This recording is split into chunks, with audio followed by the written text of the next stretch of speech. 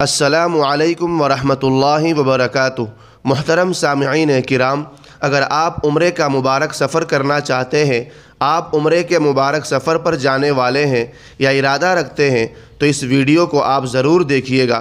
انشاءاللہ تعالی یہ ویڈیو آپ کے بہت ہی زیادہ کام آنے والی ہے۔ محترم ناظرین کرام، آپ کو بتاتے چلیں، جامعہ مظاہر العلوم وقف سہارنپور کے ایک بڑے سینئر استاد حضرت مولانا مفتی ناصر الدین مظاہری صاحب نے عمرے کے مبارک سفر کا ایک نقشہ بہت ہی بہترین طریقے سے اپنی ایک تحریر میں کھینچا ہے، اور ان کے اس نقشے کو میں اپنی زبانی ایک ویڈیو کے ذریعے آپ کے ساتھ شیئر کرنے کی کوشش کر رہا ہوں۔ آپ سے گزارش ہے کہ اس ویڈیو کی ایک ایک بات کو آپ بہت غور سے اور دھیان سے دیکھیں اور سنیں، اور ابھی تک ہمارے چینل کو سبسکرائب نہیں کیے ہیں تو سبسکرائب بھی کر لیجئے۔ دوستوں، مفتی صاحب نے کہا، جب آپ عمرے کے لیے ایئرپورٹ پہنچتے ہیں تو ٹکٹ اور ویزے کی دو شکلیں ہوتی ہیں۔ اگر آپ کے نام سے پہلے ہی ٹکٹ اور ویزا بن گیا ہے تو ٹور آپریٹرز آپ کو پہلے ہی یہ دونوں چیزیں آپ کے حوالے کر دیتے ہیں، لیکن اگر آپ گروپ کے ساتھ جا رہے ہیں اور ٹور آپریٹر نے PNR لے کر سیٹیں بک کر لی ہیں تو ایسی صورت میں عام طور پر آپریٹر حضرات آپ سے آپ کا پاسپورٹ لے لیتے ہیں اور ایئرپورٹ پر ویزا اور پاسپورٹ حوالے کر دیتے ہیں۔ اس لیے آپ اپنی تیاری مکمل رکھیں، بتائے گئے وقت سے پہلے ہی ایئرپورٹ پہنچے۔ ایئرپورٹ پر بے شک کھائے پیے، لیکن گندگی بالکل نہ کرے۔ اس عمل سے آپ ہی بدنام نہیں ہوتے بلکہ لوگ اسلام پر بھی انگلی اٹھاتے ہیں کہ انہوں نے کیا سیکھا ہے۔ میں نے دیکھا ہے کہ لوگ کہیں بھی بیٹھ کر کھانا پینا اور نماز پڑھنا شروع کر دیتے ہیں۔ آپ کو بتا دوں کہ کھانا پینا بھی کسی پرسکون جگہ پر گوشے میں کریں، اور اگر گوشت ہو تو مزید احتیاط کے ساتھ کھائیں۔ ویسے ایسے لمبے سفر میں آپ کی غذا بہت ہلکی پھلکی ہونی چاہیے تاکہ معدہ کو سکون ملے۔ اب ہندوستان میں عام جگہوں پر صرف نماز پڑھنے پر پابندی ہے، اس لیے عمرہ جیسے مقدس سفر میں بھی کوشش کریں کہ نماز قضا نہ ہونے پائے۔ ایئرپورٹ پر ہر ٹرمینل کے اندر حکومت کی طرف سے باقاعدہ نماز پڑھنے کے لیے شاندار کمرہ معوضو کی سہولت موجود ہے، لیکن وہاں پہنچتے پہنچتے آپ کی نماز کا وقت نکل سکتا ہے، اس لیے نماز کا وقت ہو تو نماز پڑھ کر فارغ ہو جائے۔ ایئرپورٹ پر اپنا ذہن حاضر رکھے، اپنا پاسپورٹ، ویزا اور انشورنس والا کاغذ اپنے پاس رکھے، ہرگز بڑے بیگ میں نہ رکھے۔ اسی طرح جہاں کاغذات چیک ہوتے ہیں وہاں بھی مکمل سکون اور وقار کا مظاہرہ کرے۔ لائن میں گھسنے یا لائن کو توڑنے کی کوشش نہ کرے۔ جب کاغذات چیک ہو جائے تو آپ اپنے کاغذات لینا نہ بھولیں۔ دوسرے کا بیگ اپنے نام سے اندراج نہ کرائے، کیا پتہ کس کے بیگ میں کیا ہو۔ اگر ایسی ویسی چیز نکل آئی تو جواب دہی آپ کو کرنی ہوگی۔ میرے خیال سے مفتی صاحب نے اس میں ایک چیز چھوڑ دی ہے کہ آپ اپنا احرام ہینڈ بیگ میں رکھیں، یعنی کمر والے بیگ میں رکھیں۔ لگیج بیگ میں ہرگز اپنا احرام نہ رکھیں۔ عام طور پر یہ معتمرین حضرات یہ غلطی کر بیٹھتے ہیں۔ ایئرپورٹ پر کئی مراحل ہوتے ہیں۔ سب سے پہلے لگیج والا بیگ لیا جاتا ہے، کاغذات چیک کر کے بورڈنگ پاس دیا جاتا ہے، دونوں طرف کا ٹکٹ چیک کیا جاتا ہے۔ اگر آپ کے پاس واپسی کا ٹکٹ نہیں ہے تو جانے کی اجازت نہیں دی جائے گی۔ اسی طرح آپ کے لگیج پر ایک پرچی آپ کے نام کی صراحت کے ساتھ چپکائی جاتی ہے۔ آپ اس پرچی کے بھروسے نہ رہیں، اپنے بیگ پر علامت کے طور پر کچھ ایسا نشان لگا دیں یا کوئی ایسا کپڑا باندھے جو وہاں دور سے پہچاننے میں آسانی فراہم کرے، کیونکہ آپ کو اندازہ نہیں ہے کہ ایئرپورٹ پر آپ جیسے کتنے ہی بیگ ہو سکتے ہیں۔ بورڈنگ پاس ملنے کے بعد آپ کو ایک اور جگہ لائن میں لگ کر اپنا بورڈنگ پاس چیک کرانا ہوگا۔ آپ کی انگلی کے نشان اور تصویر بھی لی جائے گی۔ پھر آگے بڑھیں گے تو ایک افسر مشین کے ذریعے آپ کو چیک کرے گا، جہاں آپ کو ایک ٹرے میں اپنے ساتھ جیب کا سامان، گھڑی، چمڑے کے جوتے، قلم اور سکے وغیرہ رکھنے ہوں گے۔ یہ ٹرے آگے اسکریننگ کے لیے مشین سے گزرے گی۔ اس موقع پر آپ کو اپنے روپیے ٹرے میں ہرگز نہیں رکھنے ہیں، کیونکہ عملہ ہے، فرشتہ نہیں ہے۔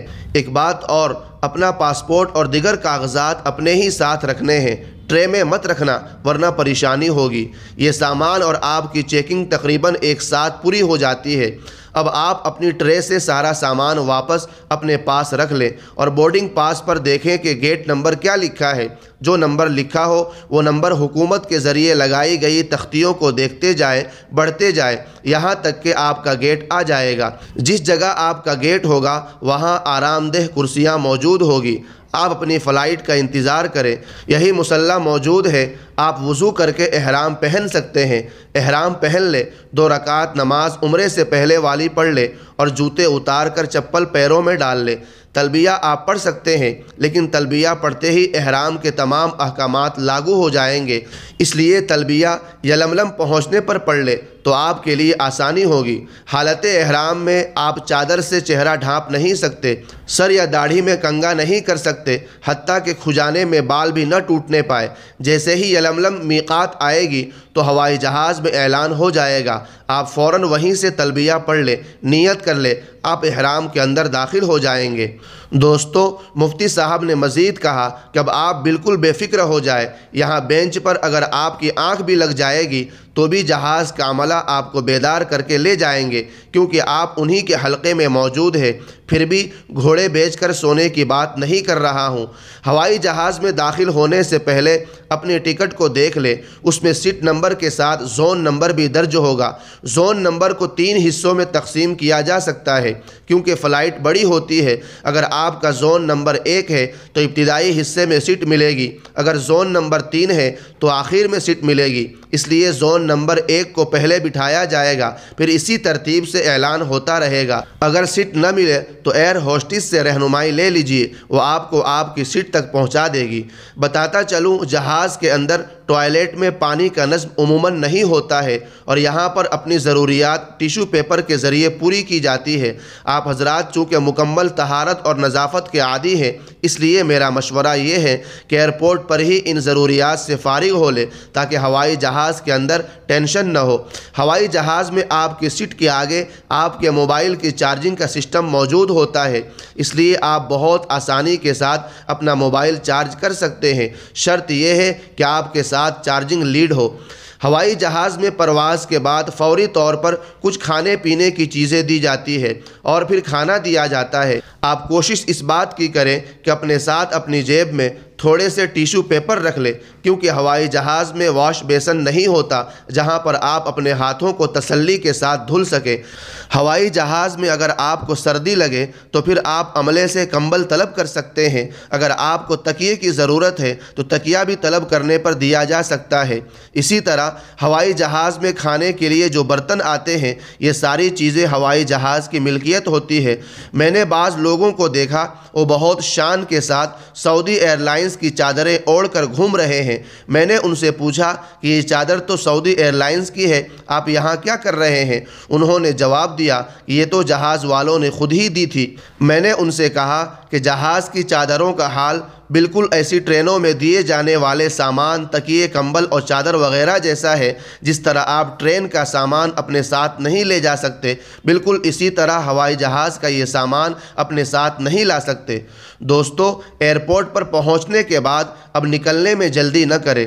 جو لوگ آپ سے آگے ہیں پہلے انہیں نکلنے دیں اور جس ترتیب سے آپ جہاز میں سوار ہوئے تھے اسی ترتیب سے آپ نکلیں، اس سے آپ کو آسانی ہوگی، جلد بازی میں آپ کو پریشانی ہو سکتی ہے۔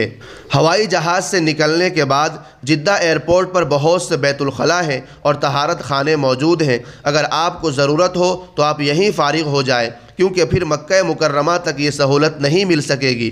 مسافروں کو لانے لے جانے کے لیے ایک شاندار قسم کی بغیر ڈرائیور کے ایک ٹرین ملے گی۔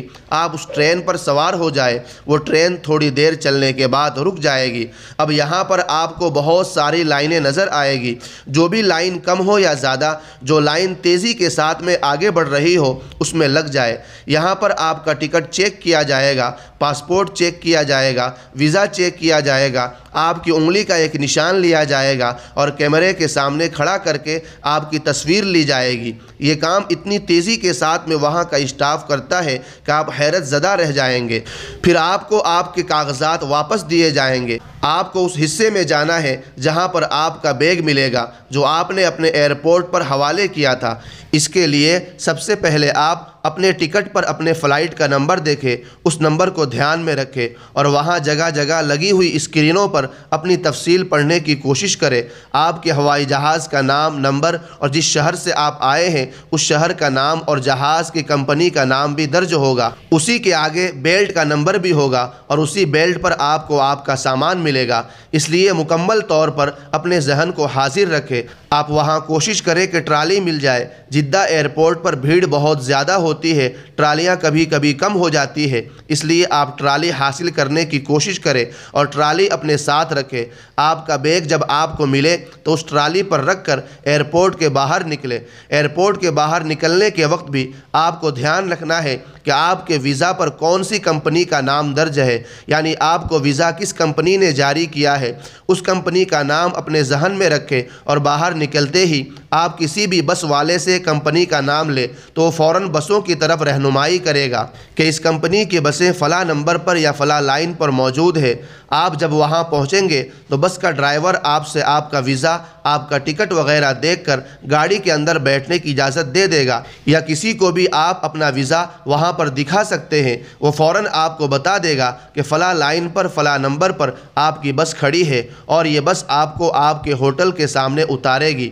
وہاں پہنچ کر آپ اپنے ٹور ٹریولز کے نمائندے سے ملیں گے، وہ آپ کا استقبال کرے گا، کھانا یا ناشتہ کروائے گا، پھر آپ عمرے کے لیے مستانہ اور مشتاقانہ نکل کھڑے ہوں گے۔ اگر ہوٹل قریب ہے تو پیدل اور اگر دور ہے تو مفت بس کے ذریعے حرم شریف پہنچیں گے۔ اللہ آپ کے سفر کو قبول فرمائے اور مجھ خاکسار کو اپنی دعاؤں میں یاد رکھے۔ جزاک اللہ۔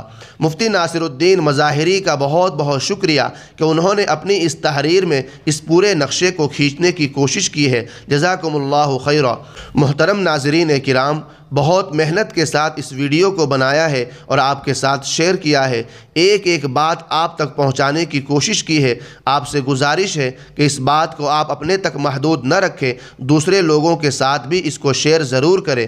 دعا فرمائیں اللہ تعالی ہمیں بھی حرمین شریفین جانا نصیب فرمائے، اللہ تعالی ہم سب کو وہاں کی موت و حیات نصیب فرمائے، اللہ تعالی ہمیں بھی حج بیت اللہ کرنے کی توفیق عطا فرمائے، آمین۔ اب اس ویڈیو کے کمنٹ میں ایک پیارا سا دعائیہ جملہ ضرور لکھیے گا، جزاک اللہ، اور اس ویڈیو کو شیئر ضرور کرتے جائیں۔ جزاک اللہ۔ السلام علیکم ورحمۃ اللہ وبرکاتہ۔